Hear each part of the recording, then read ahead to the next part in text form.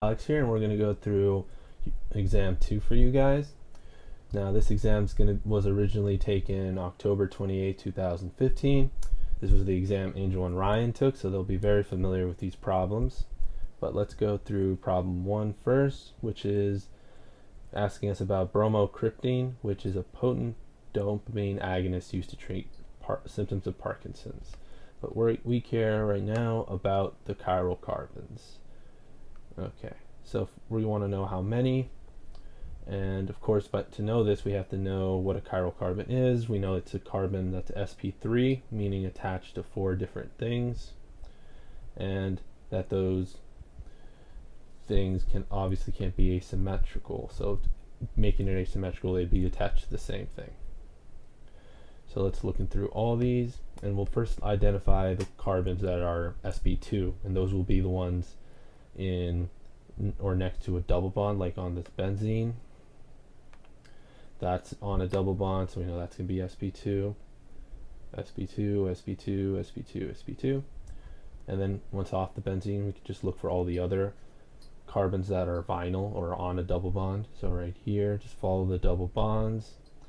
And now we got rid of all of them. We can get rid of all the ones that are next to a ketone or an amide or anything with a carbonyl group. That'll get rid of all those. So now we got rid of everything there. Next thing we can get rid of is carbons that are only attached to 2 carbons or 2 things on a ring, because that means that the other 2 things are going to be H's, which means they'll be the same. So like this one over here is attached to 2 H's. If it's attached to the same things, it's not chiral.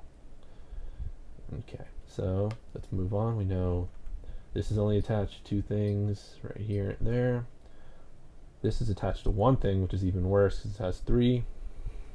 This is attached to only 2 things, 2 things, 2 things. Okay, and then we have these again, very bad, only attached to 1 carbon.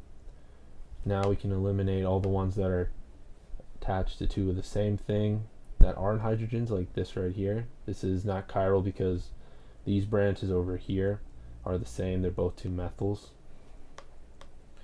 And that's the same thing going on down there. Oh, let's not forget this one over here. That's also sp, so that's also wrong. So that should get rid of most of them for us. Let's see what we have left over. I'll highlight in blue.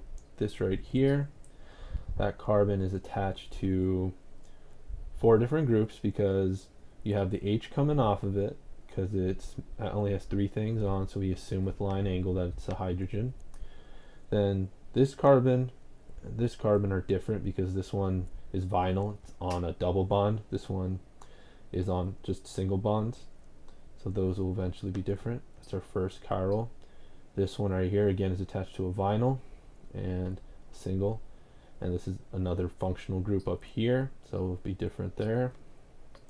That'll be our next one. Moving over to this one, we have a bunch of functional groups. To the left we have an amine, an amide, and then here an ether, and here a carbonyl. Carbonyls are what the fancy word for ketones that you use later.